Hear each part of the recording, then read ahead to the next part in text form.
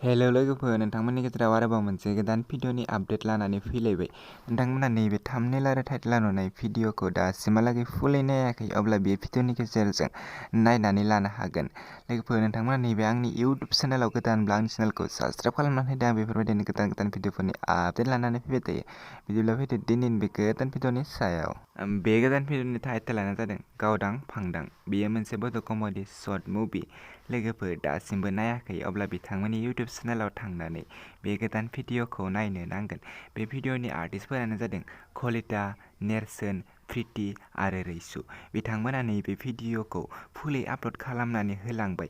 बे भिडिअनि कनसेप्ट डिरेक्शनानो जादों नेरसोन औवारी। बिथांमोननि नैबे गोदान भिडिअआ जोबोरैनो मोजां जादों। लोगोफोर, नायनो थाखाय बिथांमोननि इउटुब चेनेलाव थांनानै नायहैनो नांगोन। आरो नैबे भिडिअनि प्रडिउसारानो जादों कलिता बसुमतारी। बिथांमोननि नैबे गोदान बड' शर्ट कमेडि मुभिया जोबोरैनो मोजां जादों। दासिमहालागै फुलै नायाखै अब्ला बिथांमोननि नेरसोन एन्टारटेनमेन्ट नैबे स्क्रिनाव नुनाय इउटुब चेनेलाव थांनानै बिथांमोननि गोदान भिडिअखौ नायनानै लाहैनो हागोन।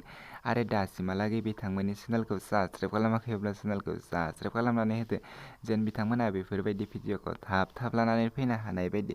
लोगोफोर, नोंथांमोननि गेजेराव नेक्स्ट भिडिअनि आपडेटखौ थाबैनो लानानै फैफिनगोन। आंनि चेनेलाव बेफोरबायदि गोदान भिडिअफोरनि आपडेट मोननो थाखाय चेनेलखौ साबस्क्राइब खालामदो आरो भिडिअखौबो लाइक, शेयार, कमेन्ट खालामनानै होदो। लोगोफोर, नोंथांमोननि गेजेराव गोबां भिडिअनि फुल मुभि भिडिअ फैगासिनो दङ। बिथांमोना जेब्ला टिजारफोरखौ आपल'ड खालामगोन अब्ला आंनि चेनेलाव बयनिख्रुइबो सिगांसिन आपडेट मोननो थाखाय चेनेलखौ साबस्क्राइब खालामनानै लाखि। आरो आंनि वाट्सएप ग्रुपआव दासिमहालागै जइन जायाखै अब्ला नैबे भिडिअनि डेसक्रिपसनाव आं वाट्सएप ग्रुपनि लिंकखौ होनानै दोनदों। नोंथांमोना वाट्सएप ग्रुपआव जइन जानो हागोन। नोंथांमोननि गेजेराव थाब गोदान भिडिअखौ लानानै फैनो हानाय बायदि नोंथांमोना नैबे भिडिअखौ शेयार खालामनानै होदो, गोजोननाय मोनगोन।